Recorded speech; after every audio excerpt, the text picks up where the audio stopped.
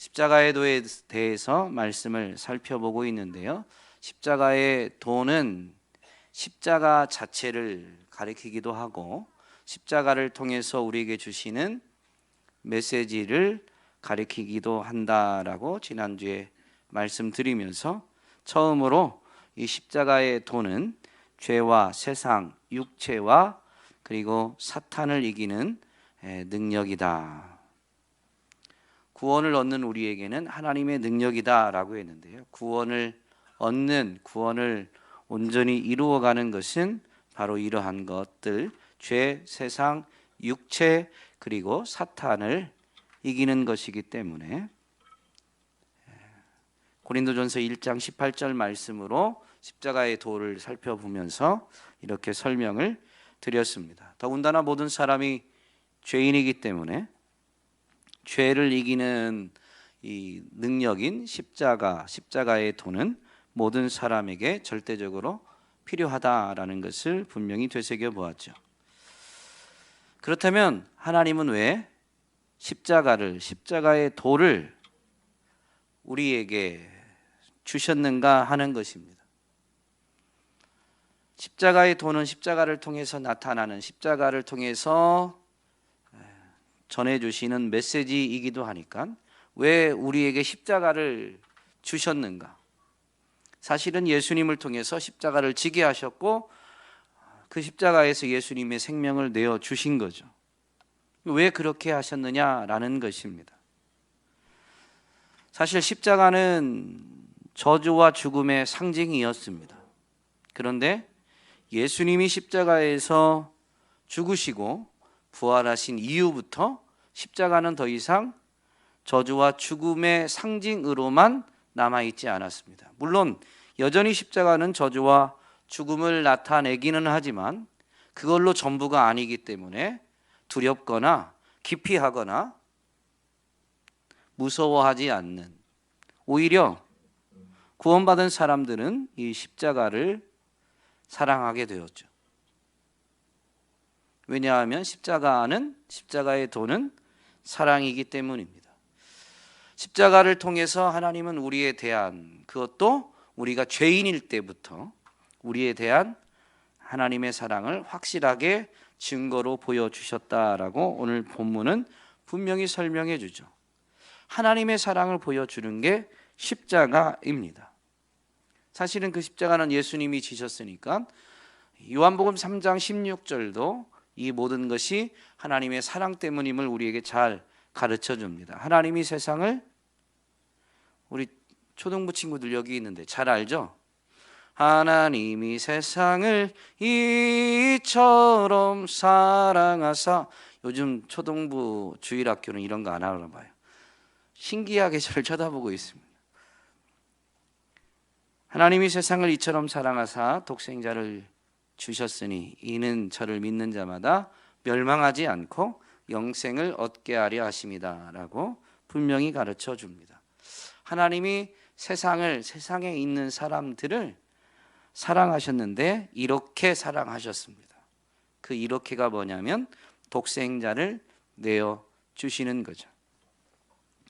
십자가는 하나님의 사랑에 대한 확실한 증거일 뿐만 아니라 하나님의 뜻에 죽기까지 복종하신 예수님도 우리를 사랑하신다라는 것을 분명히 보여줍니다. 하나님의 뜻에 복종하면서 우리를 사랑하지도 않는데 하나님의 뜻이니까 그냥 억지로 복종한 게 아니에요. 예수님은 하나님의 뜻에 자발적으로 복종하시되 우리를 향한 사랑 때문에 적극적으로 이 하나님의 뜻을 행하셨던 것입니다. 사도 바울의 이 믿음의 고백인 갈라디아서 2장 20절에 이 고백이 분명히 표현되어져 있는데요. 내가 그리스도와 함께 십자가에 못 박혔나니 그런즉 이제는 내가 사는 것이 아니요 오직 내 안에 그리스도께서 사시는 것이라. 이제 내가 육체 가운데 사는 것은 나를 사랑하사 나를 위하여 자기 자신을 버리신 하나님의 아들을 믿는 믿음 안에서 사는 것이다. 여기에 보면 나를 사랑하사 나를 위하여 자기 자신을 버리신 하나님의 아들이라고 분명히 증거하고 있죠. 예수님이, 하나님의 아들이신 예수님이 오늘 우리를 사랑하셔서 우리를 위해서 자기 자신을 내어 주신 겁니다. 그게 십자가인 것이죠. 하나님의 사랑이기도 하고 바로 예수님의 사랑의 표현이기도 한 것이 바로 십자가의 도입니다. 자신의 생명까지 내어 주도록 사랑하는 이 사랑은, 독생자도 아끼지 않고 내어 주시는 이 사랑은 어떤 것으로도 끊을 수가 없습니다. 사랑의 강도, 사랑의 깊이, 그것은 분명히 얼마나 많은 것을 희생하느냐라는 것으로 명확하게 입증이 되는데, 예수님은 자신의 생명, 즉 자신의 모든 것을 내어주기까지 우리를 사랑하셨고, 하나님은 삼위일체이시기도 하지만 하나님으로부터 오신 유일한 아들, 독생자 예수 그리스도를 아끼지 않고 내어주셨습니다. 독생자도 아끼지 않고 내어주셨다면 그 하나님이 어떤 것인들 아끼겠습니까? 그러므로 이 하나님의 사랑, 그리스도의 사랑에서 끊을 수 있는 것은 아무것도 없습니다. 이것을 사도 바울은 로마서 8장에서 명확하게 교회에게 가르쳐 주죠. 누가 우리를 그리스도의 사랑에서 끊으리요?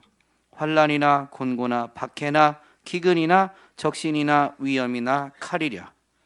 그러니까 세상에서는 이런 것들 때문에 사람과 사람 사이, 사람이 행하는, 사람이 가지는 사랑들이 식어지기도 하고 깨어지기도 하더라라는 거예요. 그런데 하나님의 사랑, 그리스도의 사랑은 이런 것으로도 깨어지지 않는다, 끊을 수가 없다라는 것을 분명히 증거하죠. 그러면서 계속 이러한 하나님의 사랑을 교회에게 가르쳐 줍니다. 우리가 종일 주를 위하여 죽임을 당하게 되며 도살당할 양같이 여김을 받았나이다 함과 같으니라. 그러나 이 모든 일에 우리를 사랑하시는 이로 말미암아 우리가 넉넉히 이기느니라. 이 초대교회의 신앙 고백이죠. 초대교회는 도살할 양처럼 정말로 이 죽음 앞에 놓여져 있었고, 그런 죽음의 위협에도 굴하지 않고 오히려 믿음을 지키면서 죽음을 가지고 위협하는 그런 세상의 권력을 이기었다라는 것을 분명히 가르쳐 줍니다. 근데 그렇게 세상의 권력 앞에도 주님을 향한 사랑을 저버리지 않을 수 있는 이유는 주님이 끊을 수 없는 사랑으로 먼저 사랑해 주셨기 때문에, 그 사랑을 되새기면 되새길수록 그분에 대한 사랑을 저버릴 수가 없는 것이죠. 그래서 그는 이렇게 담대한 믿음을 선포합니다. 내가 확신하노니 사망이나 생명이나 천사들이나 권세자들이나 현재일이나 장래일이나 능력이나 높음이나 깊음이나 다른 어떤 피조물이라도 우리를 우리 주 그리스도 예수 안에 있는 하나님의 사랑에서 끊을 수 없느니라. 여러분, 하나님의 사랑은 어떤 것으로도 끊을 수가 없습니다. 문제는 우리가 사랑을 저버리거나 우리의 사랑이 식어지는 거죠. 관계는 일방적인 것으로 이루어지지 않습니다. 사실은 이러한 끊을 수 없는 하나님의 사랑은 변개치 않으시죠. 근데 우리가 사랑이 식어지니까 하나님이 우리에게 베푸는 사랑이 식어진 것처럼, 우리가 하나님을 더 뜨겁게 사랑하지 못하니까 하나님의 사랑이 대단하지 않은 것처럼 우리가 느끼는 것뿐입니다. 그러므로 오늘 우리가 주님을 향한 사랑이 식어졌거나 세상의 어떤 것들에 의해서 흔들렸거나 하나님의 사랑에 대해서 의심과 의문이 들었다면 우리는 십자가를 묵상해야 됩니다. 십자가의 도를 다시 되새겨야 되는 거죠. 그 십자가를 통해서, 십자가의 도를 통해서 하나님의 끊을 수 없는 사랑을 깊이 묵상하면 그분을 향한 사랑이 회복되어질 것입니다. 예수님은 십자가를 지기 위해서 이 땅에 오셔서 이제 잡히시기 전날 제자들에게 말씀을 하시는데, 그것을 요약해서 요한복음 13장 1절은 이렇게 설명합니다. 유월절 전에 예수께서 자기가 세상을 떠나 아버지께로 돌아가실 때가 이른 줄 아시고 세상에 있는 자기 사람들을 사랑하시되 끝까지 사랑하시니라. 예수님은 이제 이 세상을 떠나 아버지께로 돌아가실 거예요. 십자가에서 죽으시고 부활하셔서 하늘로 올려지실 것입니다. 이제 그때가 이른 줄 아신 예수님이 자기 사람을 사랑하시되 끝까지 사랑하셨어요. 십자가에서 자신의 생명까지 내어주신 그 사랑이 끝까지 사랑하는 사랑인데, 이 사랑이 어떻게 제자들에게 구체적으로 표현되어지는가? 그것은 이 요한복음 13장 1절을 기점으로 한 이후의 예수님의 행동들을 통해서 사랑은 이 행동으로, 액션으로 반드시 표현되게 되어 있습니다. 예수님은 자기 사람을 사랑하시되 끝까지 사랑하셨는데요, 그러한 십자가의 사랑은 어떤 사랑이냐? 배반하는 자도 사랑하는 겁니다.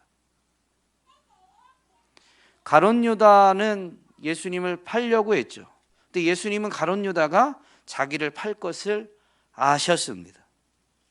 그러나 가룟 유다, 넌 날 팔 거다라고 지목해서 다른 사람들 앞에서 그가 아주 악한 일을 할 것을 들추어내신 게 아니라, 그가 스스로 깨달을 수 있도록 나와 함께 떡을 초에 찍는 사람, 그가 나를 팔 것이다. 그래서 그 마음 먹은 사람만 분명히 깨달을 수 있도록, 마지막 만찬이기 때문에 떡을 떼고 떡을 초에 찍는 경우는 누구나 할 수 있어요. 그렇게 하다 보면 예수님 옆에 있거나 또는 이렇게 모여들다 보면 예수님과 함께 이 떡을 초에 찍는 경우들이 생길 수 있죠. 그러면 그 말씀이 누구에게만 찔림이 되냐면 예수님을 팔려고 생각한 사람에게만 찔림이 될 겁니다. 예수님은 이렇게 사람들의 생각까지 다 아셔서 그것을 이미 알고 계신다라는 것. 더군다나 가룟 유다가 이제 예수님을 팔려고 나가려고 할 때 예수님은 분명히 가서 네가 계획한 대로 행하라, 생각한 대로 행하라 라고 분명히 말씀하시죠. 예수님이 지금 가룟 유다가 어떤 생각을 하고 있는지를 아신다라는 것을 여러 번 말씀해 주셨습니다. 하나님의 뜻을 이루기 위함이기도 하지만 가룟 유다까지도 사랑하셔서 그가 가능하면 돌이켜 회개할 수 있도록, 예수님이 아시고도 그렇게 행하셨음을 깨닫고 예수님께로 돌아오게 하기 위함이었죠.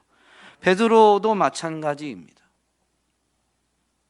베드로도 분명히 예수님을 3번이나 부인할 것을 예수님이 아셨고, 예수님은 이것이 파는 행위는 아니니까 이제 자신은 주님을 결코 버리지 않기를 호언장담하는 베드로에게 닭이 2번 울기 전에 3번 부인할 것을 분명히 말씀해 주셨습니다. 그래서 그때가 되면 그 말씀이, 주님은 모든 것을 알고 계셨구나 라는 그 말씀이 생각나서 회개하기 위함이었는데, 베드로는 회개를 했고 가룟 유다는 회개하지 못했습니다. 그러나 그들을 대하는 예수님의 자세는 다르지 않았습니다. 끝까지 사랑하시는 십자가의 사랑은 또 뭐냐면요, 분명히 예수님은 이제 세상을 떠나 아버지께로 돌아가실 때가 이른 줄 아셔서 자기 사람들을 사랑하시는데 끝까지 사랑하시는 그 사랑에 그 밤에 성령님에 대해서 가르쳐 주십니다. 그 성령님은 또 다른 보혜사입니다.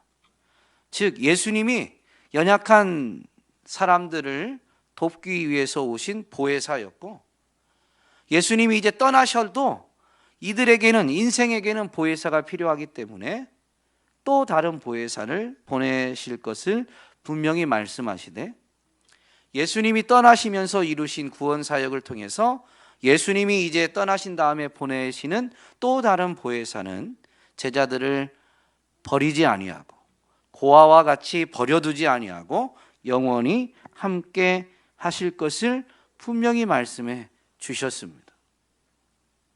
여러분, 누군가를 사랑하면 함께 있으려고, 함께 하려고 하는데, 주님은 끝까지 사랑하시는 주님의 사랑은 어느 정도냐? 영원히 함께 하시기를 원하시는, 하시고자 하신 사랑인 것이죠. 이제 그렇게 해서 예수님이 십자가를 지시는데, 십자가 위에서 하나님께 올려드리는 기도를 보면 끝까지 사랑하는 것이 무엇인지 또 알 수가 있습니다. 아버지, 저들을 사하여 주옵소서. 자기들이 하는 것을 알지 못함이니이다. 잘못된 생각에 의해서 예수님을 배반하는, 예수님을 파는 것뿐만이 아니라 사람들은 종종 선악을 온전히 분별하지 못합니다. 어떤 경우는 그냥 군중 심리에 의해서, 세상 풍조에 의해서 휩쓸려 가요. 세상의 관점에서는 이게 옳다라고 여겨질 수 있으니까. 그러면서 살다 보면 어때요? 자기들이 하는 게 잘못된 줄 모르고 있는 거죠. 남들도 다 그러니까.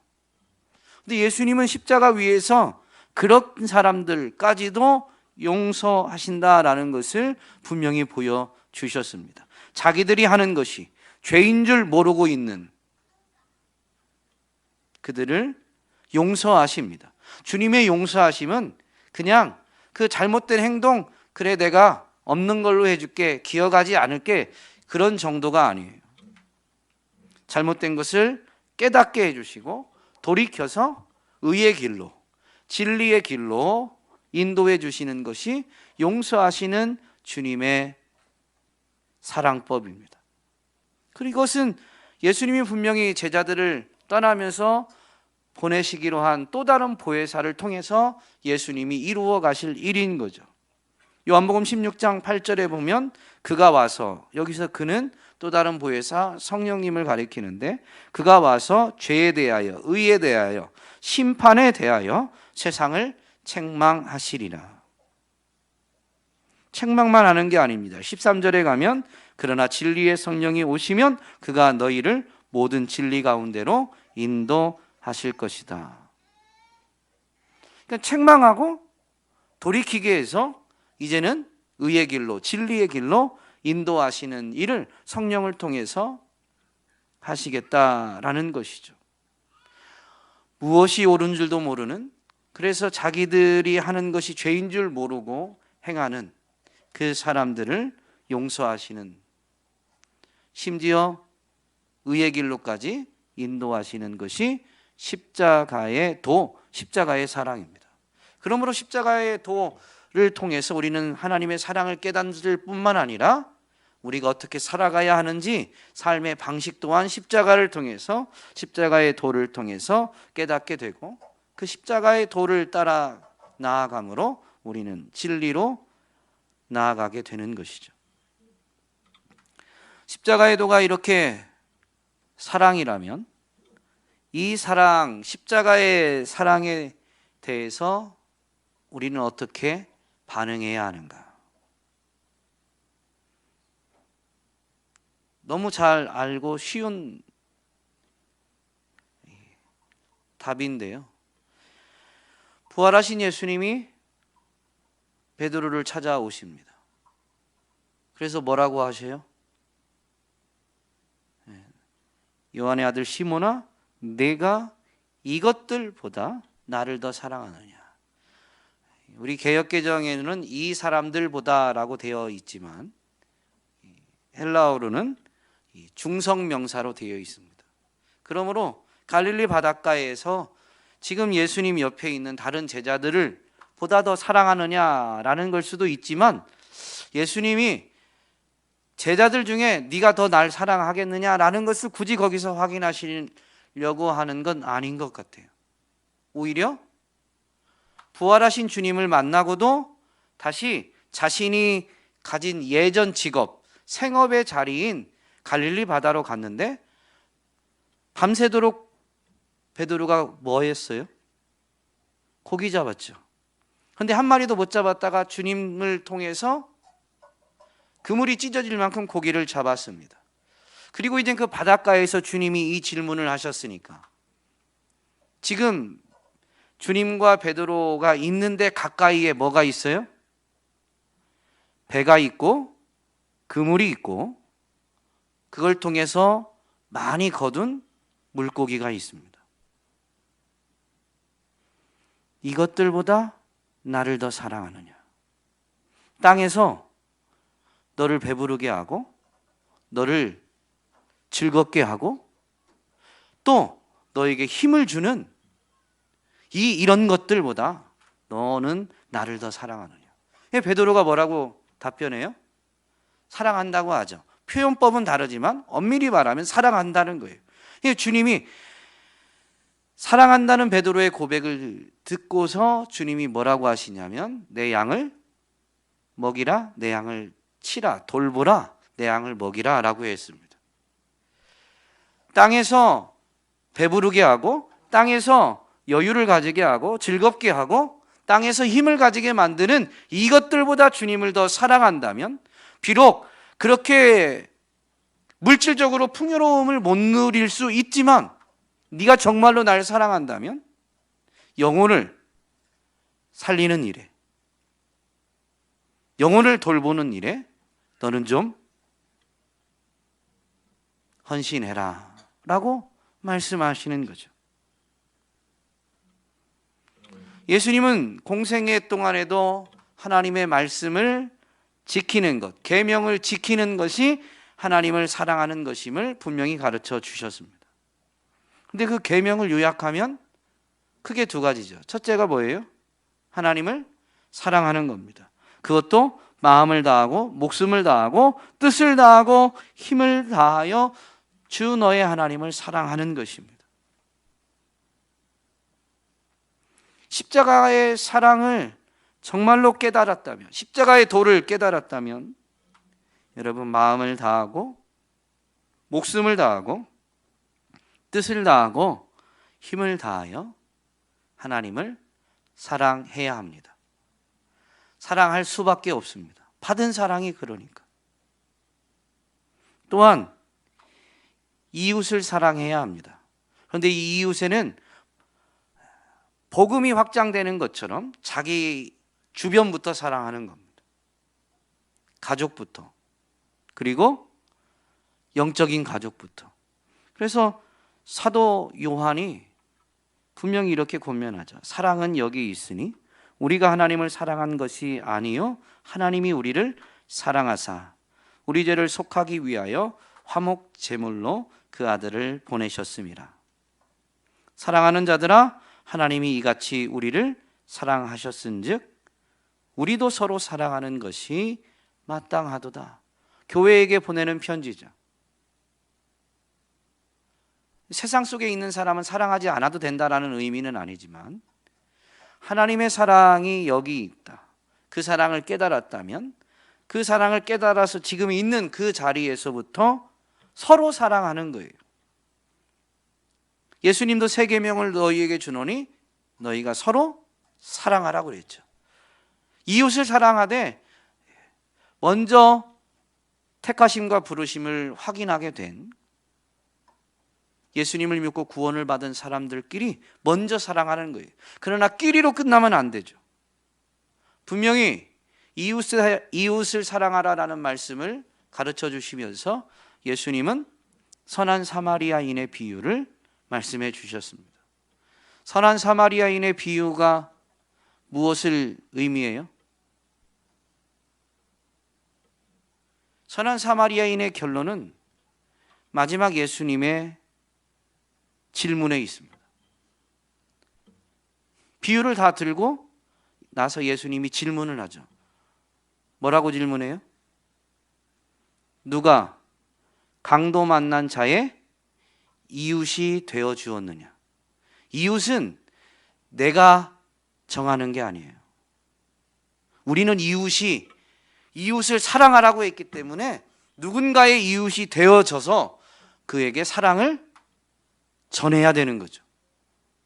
그런데 그 대상이 누구냐면요, 어려움을 만난 사람, 도움이 절실히 필요한 사람, 그 사람에게 누군가는 이웃이 되어줘야 된다라는 것이고, 우리가 죄인이었을 때 하나님이 우리를 사랑하셨듯이 우리도 그런 연약한 이들, 도움이 필요한 이들에게 하나님이 하늘 보좌를 버리고 이 땅에 오신 것처럼 우리도 내가 편리하고 내가 안락하고 내가 배부를 수 있는 자리에서 내려가서 도움이 필요한 사람에게 사랑을 나누고 전해야 하는 것이죠. 여러분, 하나님의 사랑, 십자가의 도에 합당하게 반응하는 데 있어서 최대의 걸림돌이 무엇일까요?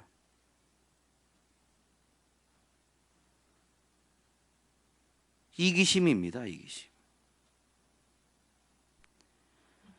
사도 바울이 디모데에게 분명히 가르쳐 주죠. 너는 이것을 알아라. 말세에 고통하는 때가 이르게 되는데 사람들이 자기를 사랑하며 돈을 사랑하며 자랑하며 교만하며 쭉쭉쭉. 사랑한다는 표현만 하면 이제 4절에 가면 쾌락을 사랑하기를 하나님 사랑하는 것보다 더한다. 그러니까 자기를 사랑하는 것, 돈을 사랑하는 것, 그리고 쾌락을 사랑하는 것을 하나님 사랑하는 것보다 더한다라는 것이죠. 그러므로 마음을 다하여, 목숨을 다하여, 힘을 다하여 하나님을 사랑하는데 최대의 걸림돌이 뭐냐면요, 자기를 사랑하는 겁니다. 돈을 사랑하는 겁니다. 그리고 쾌락을 사랑하는 겁니다. 쾌락이라고 그러니까 대단한 게 아니에요. 여러분, 그 사람이 만족과 즐거움을 얻는 것. 다른 좋은 예쁜 단어로 바꾸면 행복을 추구하는 것. 우리는 조금 더 안락하고 재미있고 즐겁기를 원하죠. 그게 행복이라고 말합니다. 행복을 추구하지 말라는 건 아닌데요, 말세가 되면 자기를 사랑하고 돈을 사랑하고 행복을 추구하는 것을 지나치게 사랑하는 거죠. 어느 정도로 하나님 사랑하는 것보다 더 사랑한다라는 거죠. 예수님은 특별히 재물에 대해서는 아주 강조하셨습니다. 한 사람이 두 주인을 섬기지 못한다. 이건 분명한 원리예요. 주인은 하나밖에 없어요. 그러면서 너희가 하나님과 재물을 겸하여 섬길 수 없느니라. 여러분, 재물이 가져다 주는 게 얼마나 대단한지, 하나님을 섬기느냐 재물을 섬기느냐라고 할 때 사람들이 흔들리게 된다는 거죠. 그래서 예수님이 가르쳐 주는 거예요. 너희들 하나님을 섬긴다고 하는데 하나님 섬기면서 재물도 섬기고자 한다면, 사랑하고자 한다면 그건 있을 수 없다. 한 사람은 두 주인을 섬길 수 없으니까. 오늘날은 재물이 하나님의 자리, 사람의 주인 노릇을 하는 시대이죠. 이러한 것들이 참된 사랑, 십자가의 도에 의해서 우리가 하나님을 사랑하는데, 나아가 이웃을 사랑하는데 최대의 걸림돌이 됩니다. 여러분, 하나님이 아브라함을 시험하시는데 독자 이삭을 바치라고 하죠.